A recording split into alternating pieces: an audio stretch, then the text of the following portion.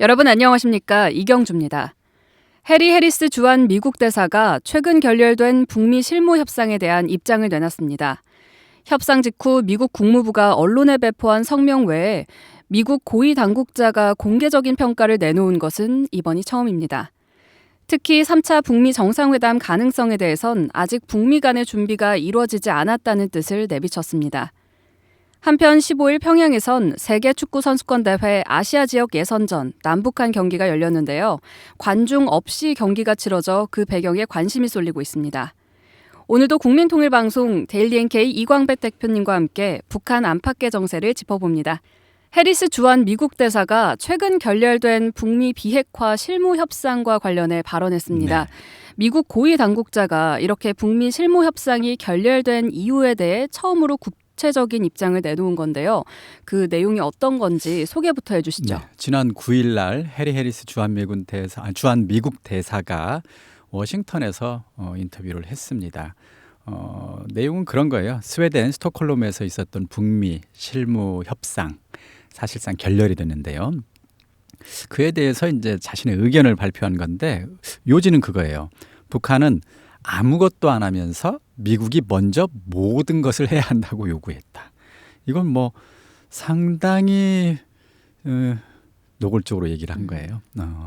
그렇게 해서는 앞으로도 실무 협상에 성과를 내기는 어려울 것이다. 이런 주장이죠. 사실 그 전까지는 북한이 똑같은 주장을 반대로 했었어요.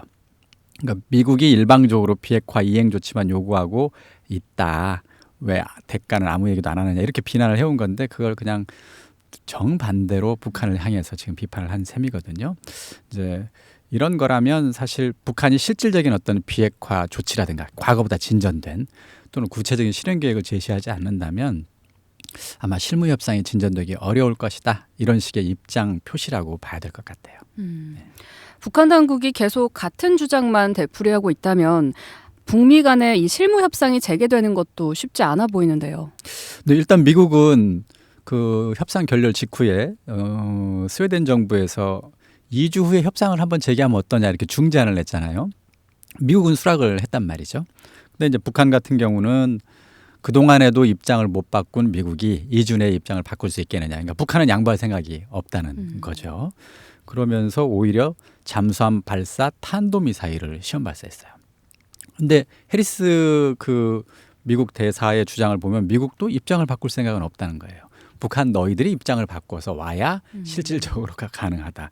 지금 이런 상황인 것 같아요. 네. 그러면서 이제 미국은 일본, 한국, 미국 이렇게 해서 이제 실무협상 결렬 이후에 후속 대응 방안에 대해서 지금 논의를 하고 있는 그런 상황입니다. 이런 상황이라면 일단 북한의 전향적인 조치가 없다면 단기의 진전은 좀 어려워 보입니다. 이미 뭐 벌써 2주라고 했는데 벌써 시간이 지나가고 네. 있잖아요. 그래서 북한이 만약에 북핵 보고서를 제출하겠다라거나 이런 식의 결단을 내리지 않는다면 당분간 실무회담 재개는 조금 어려운 상황이다. 이렇게 판단이 듭니다. 해리스 대사는 북미 실무 접촉에서 비핵화 문제에 진전이 있어야 3차 북미 정상회담도 가능하다 이런 입장입니다. 최근에 트럼프 행정부가 중국과도 무역 갈등을 타협하려 한 것처럼 이 정치적인 성과 때문에 실무회담 없이 북미 정상 간 합의를 추진할 가능성은 없을까요? 글쎄요. 일단 첫 번째 지난 하노이 회담 결렬을 고려해 보세요. 그 당시 하노이 회담이 결렬된 유일한 이유에는 실무회담을 통해서 충분히 사전 의견 접근을 안 한 채 그냥 두 정상이 만나서 전격적 합의를 한번 해보려고 했던 거거든요. 네. 실패했잖아요. 그러면 그와 같은 실패를 이번에 또 밟기에는 양쪽 모두 부담이 있을 겁니다. 그래서 지금 실무회담을 하고 있는 상황이거든요. 물론 안 됐지만 그래서 실무회담을 건너뛰고 조만간에 북미 정상 간 합의가 전격 추진될 가능성은 현재로서는 좀 낮아 보입니다. 왜냐하면 그리고 또 전격적인 어떤 정상 간 합의를 하기에는 아직 너무 간극이 커요. 북한은 핵은 보유한 채 어떤 식으로든 뭔가 양보를 얻어내려고 하는 협상 전략을 갖고 있고요. 네. 미국은 어떻게든지 북한의 실질적 핵 폐기 약속을 반드시 하고 목표를 분명히 해야 중간중간에 단계적으로 대가를 조금씩 주겠다는 거거든요. 근데 이 간극이 지금 안 좁혀지고 있다는 거거든요.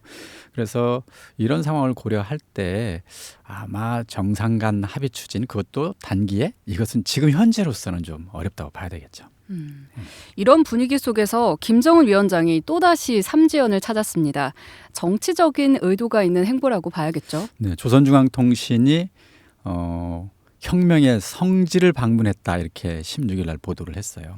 백두산과 하고 양강도 삼지연군, 이제 라임도 맞췄더라고요. 백두의 첫눈을 맞으시며 몸소 백마를 타시고 백두산정에 오르셨다, 막 이런 식으로 라임을 맞췄습니다만, 이 지역이 북한에서는 성지입니다. 성지. 우리가 주목할 것은 여기 가서 무슨 얘기를 했느냐는 거죠.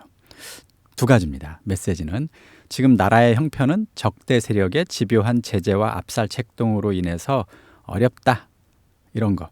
그래서 미국을 위수로 하는 반공화국 적대 세력들이 우리 인민 앞에 강요해온 고통은 이제 더는 고통이 아니라 우리 인민의 분노로 변했다, 뭐 이런 거예요. 그러니까 미국의 강요, 미국의 압박, 이런 것 때문에 우리 인민이 이제 화났다는 거죠. 분노하고 있다. 이게 첫 번째고요.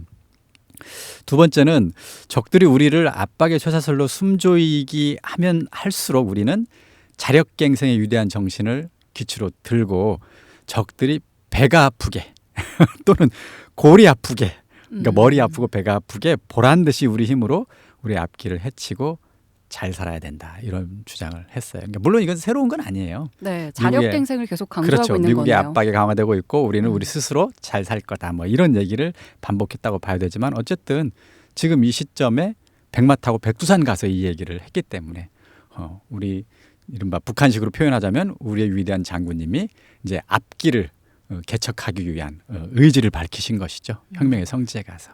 그런 식으로 지금 의미 부여를 하고 있는 상황입니다. 물론 예측이기는 하지만 북한의 김정은 위원장이 밝힌 이 연내 시한이 얼마 남지 않았습니다. 네네. 앞으로 2달 반 정도 남은 시간 동안 북미가 타협하지 못한다면 미국과 북한의 선택이라고 할까요? 어떻게 전망하십니까? 일단 아까 얘기했던 것처럼 미국으로서는 연내에 북한이 전향적인 어떤 변화를 보이지 않는다면 연내에 정상회담에 임할 가능성이 현재로서는 낮아 보입니다. 아까 그 주한미군 대사가 그랬잖아요. 우리한테 일방적으로 강요하지 말고 뭔가 먼저 북한이 의지를 갖고 행동해야 될 거다, 이런 거잖아요. 그래서 좀 어려워 보인다는 건데, 낙관적으로 보는 견해도 있어요. 예를 들어서 정세현 민주평화통일자문회의 수석부의장 같은 경우는 11월 초 북미 실무협상이 열리면 다시 아마 정상회담이 열릴 수도 있지 않을까. 이제 정세현 의장이 얘기한 시점은 11월에도 네. 실무협상만 사전에 조금 더 잘 되면 11월에도 정상회담이 가능하다, 이런 주장을 했단 말이죠. 얼마 안 남았는데요. 예, 그런데 이제 이것이 아세안 회의가 이제 부산에서 11월에 있거든요. 그 시점에 맞추어서 답방을 추진하려고 하는 이런 이제 정치적인 어떤 목적까지 더해지면서 상당히 기대 섞인 전망을 하고 있어요. 그 근거는 트럼프 대통령이 내년 11월에 대선이 있는데 지금 국내적으로 막 탄핵 위기도 몰리고 국내 정치가 안 좋은 상황이니 트럼프에게는 어떤 외교적 성과로 이것을 덮을 필요성이 생겨서 마음이 급한 건 트럼프일 거다. 그러니까 어쨌든 생각보다는 빨리 11월 중으로 정상회담이 될 수도 있다, 이제 이런 식의 진단을 내리고 있는 사람들도 있습니다. 근데 또 다른 측에서 또 다른 주장은 어떤 거냐면, 미국이 트럼프의 정치적 위기를 극복할 의제가 북한만 있는 게 전혀 아니라는 거예요.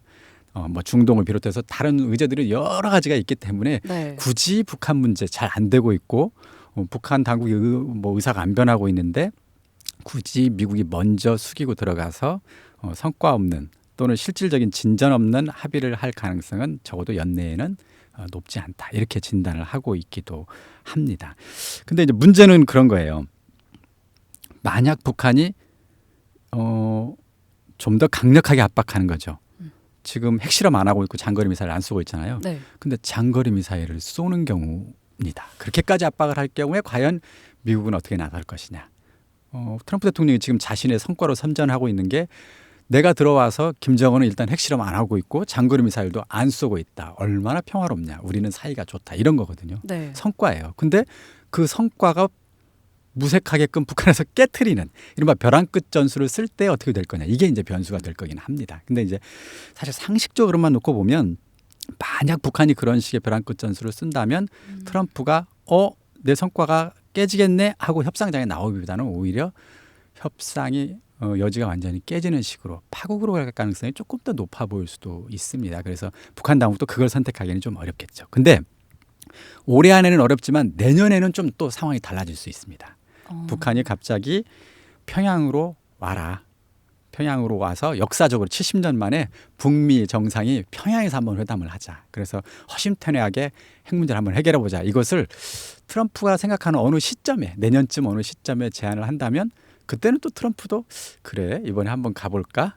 이런 식의 생각을 할 가능성도 전혀 배제할 수는 없습니다. 근데 그것은 올해 연내에는 조금 어려운 상황이 아닐까. 그러나 완전히 배제할 수는 없다. 내년에는 또 상황을 알 수 없기 때문에요. 네. 변수들이 좀 있어서 한 치 앞을 알 수가 없는 상황이네요. 그렇습니다. 네, 그럼 이어 북한 내부 소식 살펴보겠습니다. 평양에서 처음 열린 세계 축구 선수권 대회 남북한 예선전 결국 관중 없이 치러졌죠. 네. 15일이었는데요. 한국과 북한의 월드컵 예선 경기가 평양 김일성 경기장에서 열렸는데 관중석에 아무도 없었어요. 네. 북한 당국은 이제 그보다 앞서서 한국의 취재진 응원단 방북을 일단 허가하지 않았고요. 생중계도 거부를 했었습니다. 근데 이제 재미있는 것은 경기 전날 14일에 양 팀의 매니저, 양 팀의 감독, 경기 감독관, 안전 담당관 이런 사람들이 모여가지고 회의를 했다고 그래요. 이제 거기서 그런 얘기도 있었대요. 내일 우리 관중들이 몇 명이나 옵니까? 이렇게 체크를 했었는데 네. 그때 북한 측에서는 한 4만 명 정도 올 거다 이렇게 얘기를 했었어요. 경기 전날에요. 전날인데도요. 예, 이제 이렇게 보면 이거 그렇다면 매우 전격적으로 그냥 하루 만에 결국 최종 결론이 내려졌다는 뜻일 수도 있거든요. 그리고 또 중국 여행사를 대상으로 처음에는 티켓 판매를 했던 모양이에요. 근데 이것도 중단이 됐었는데 근데 그것은 전날이 아니고 이것은 조금 또 일찍 중단이 됐었습니다. 그러니까 북한 당국으로서는 이것을 관중을 드릴 것인지 말 것인지를 놓고 꽤 오랫동안 고심했던 흔적이 아닌가 이렇게 생각이 됩니다. 또 하나 이 무관중 경기가 결국 이루어졌는데 왜 그렇게 했는지를 설명을 않고 있어요. 북한 당국이. 근데 중요한 건 북한 사회처럼 권력이 김정은 위원장에게 집중되어 있는 사회에서는 김정은 이외에는 누구도 그런 결정을 내릴 수 있는 사람은 사실 없습니다. 그래서 결국 경위가 어찌됐건 이유가 뭔지는 정확히 알 수 없지만 결정은 김정은이 했을 가능성이 대단히 높습니다. 그리고 재밌는 것은 김정은은 그 결정을 내리고 백두산에 가서 첫눈을 맞으면서 백마를 타고 백두산을 올랐죠. 그리고 아까 우리가 앞에서 얘기했던 그런 발언을 했습니다. 미국의 제재 때문에 우리 인민이 분노하고 있다. 이런 주장을 했던 것이죠. 근데 이제 한 가지 더 덧붙이자면 그 사례 이런 사례가 있었나? 월드컵 그 예선전을 중계하지 않은 사례가 있었나? 또 관중이 없이 경기를 했던 적이 있었나 봤더니 딱 하나씩 사례가 있었습니다. 언제죠? 85년 3월에 네팔 카트만두에서 멕시코 월드컵 지역 예선이 있었어요. 네. 이때 현장 중계가 안 됐어요. 근데 이유는 현지의 위성 송출 기계가 고장이 나가지고 송출이 안 됐었어요. 그러니까 이게 기계 고장이에요. 어쩔 수 없는 기계 고장 문제가 한 번 있었고요.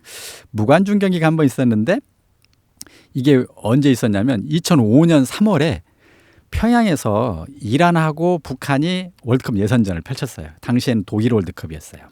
근데 이때 심판이 판정을 했는데 북한 선수단 중에 한 사람이 퇴장당했어요. 심판이 이제 뭐 반칙이다 해가지고 퇴장을 시켰나 봐요. 근데 북한 선수단이 이곳에 격분을 해가지고 막 물병을 던지고 의자를 막 던지고 이러면서 이란 선수단이 밖으로 빠져나가지 못하게 위협도 하고 이런 일이 벌어졌었어요. 그래서 국제축구연맹에서 북한 대표팀에 징계를 내렸는데 그 징계가 관중 없이 경기를 하라는 징계였어요.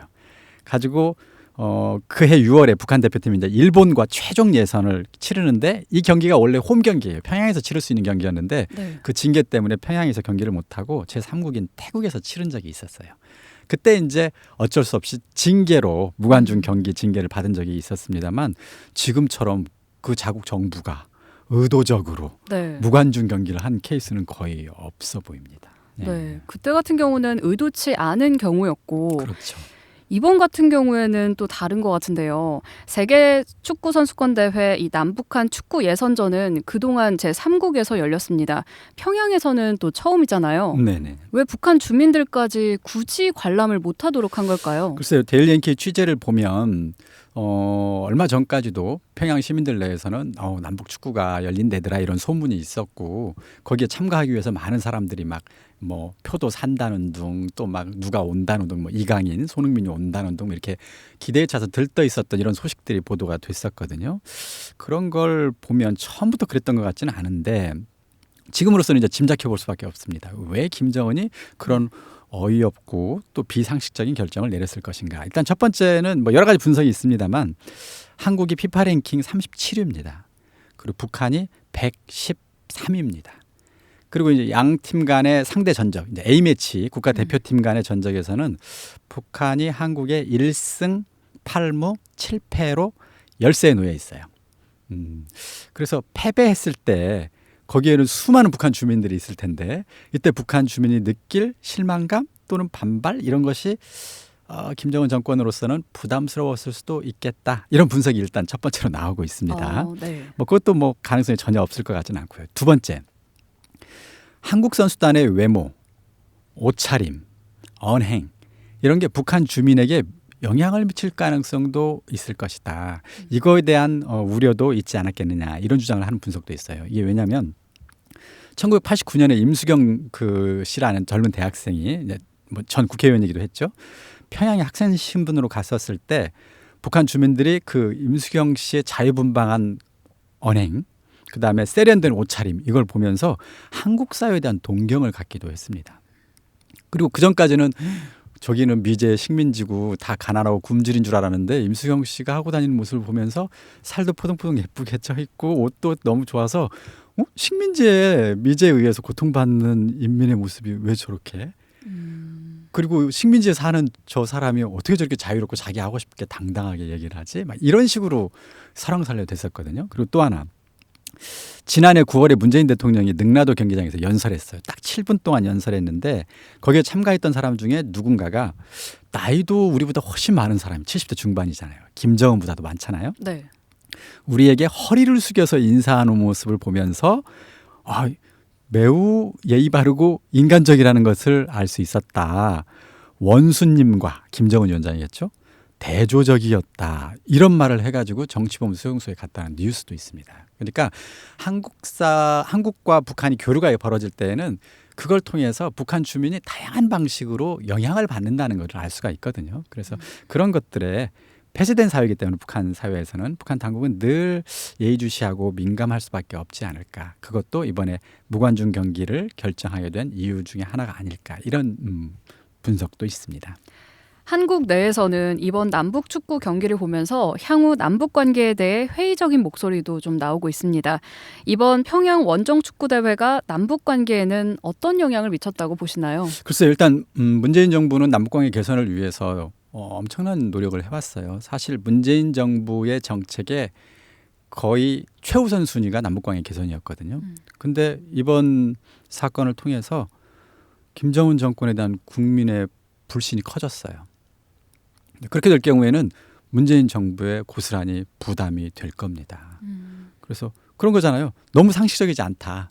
말이 통하지 않는 거 아니냐. 네. 또 북한 당국에 그렇게까지 양보하고 저자세로 일관했고 많은 걸 지원하려고 애썼는데 이런 식의 대접을 받다니 이게 말이 되느냐. 이런 식의 일방적인 정책, 일방적인 짝사랑 같은 정책을 언제까지 계속할 거냐. 이런 국민들의 어떤 여론이 급격히 높아질 가능성이 있어 보입니다. 네. 네, 이런 상식적이지 않은 모습을 보고 국제적인 기준에서 볼 때 북한은 정상 국가가 아니다라는 인식을 좀 심어줬는데요. 북한 당국자에게 혹시 당부하고 싶은 말이 있다면 말씀 부탁드립니다. 글쎄요. 일단 첫 번째, 결과적으로는 저는 권리를 침해했다고 봅니다. 김정은 정권이. 한국 주민들이 축구를 즐길 권리, 생중계하는 걸 보고 볼 권리, 이거 당연히 뭐 침해받았고 심지어는 북한 주민도 스포츠 경기를 볼 문화적 권리가 있잖아요. 네, 당연하죠. 그런데 그것을 김정은 정권이 박탈했다. 저는 이렇게 생각합니다. 사실은 김정은 최고 지도자도 자신이 보고 싶은 영화나 드라마, 스포츠 볼 거 아니에요. 네. 그러니까 자신은 그런 권리를 누리면서 왜 북한 주민과 한국 국민의 권리를 박탈했느냐. 저는 이 점을 문제를 삼고 싶고요. 두 번째는 이런 방식으로 그날 이제 문제를 만들고 나서 본인은 백두산에서 백마 타고 가가지고 미국의 제재에 분노하고 있다, 뭐 제재를 해제하라는 식의 주장을 했는데 이것은 이제 미국에게 제재 해제를 압박하고 한국 정부도 압박한 거란 말이죠. 근데 그런 식으로 정치적 성과를 내기는 어렵습니다. 앞으로는 스포츠는 스포츠인 거고 정치는 정치해야 된다. 그렇게 구분해서 외교 정책을 써야지 그렇지 않으면 국제사회의 지지를 얻기 어렵습니다. 아마 정치적으로 훨씬 역효과가 날 거다. 이렇게 두 번째 얘기 해주고 싶고요. 끝으로 그런 상황에 이제 선수들은 아무도 관중도 없는 그 경기장에 내몰아놓고 본인은 이제 말 타고 갔다는 거 아니에요? 그리고 막 사진을 막 찍어서 사진도 막 뭐 수십 컷이더라고요. 근데 지금 한국 사회와 국제 사회에서 그 김정은 위원장의 그 말 탄 모습을 보면서 어떤 얘기를 오고 갔냐면 이런 얘기 해도 좀 되는지 모르겠지만 비속어로 돼지가 말을 타고 있는 모습 같다. 이렇게까지 놀리고 있어요. 그러니까 웃음거리가 되고 있잖아요. 그러니까 네. 김정은 위원장 이 점을 분명히 알아야 돼요. 본인은 마치 그런 장면이 주민들의 충성심을 끌어낼 수 있는 자신의 권위를 높이는 것이라고 생각할 수 있지 모르지만 국제사회의 시민들, 정상적인 사고방식을 가진 사람들의 눈에는 결코 그렇지 않다는 겁니다. 이거 엄청난 웃음거리가 되고 있어요. 이 점을 김정은 위원장이 분명히 알았으면 좋겠습니다. 네, 말씀 감사합니다. 오늘은 해리스 주한 미국 대사의 발언으로 본 북미 실무 협상 평가와 세계 축구 선수권 대회 남북한 예선전 경기에 대해 살펴봤습니다. 대표님 오늘 말씀 감사합니다. 네, 감사합니다.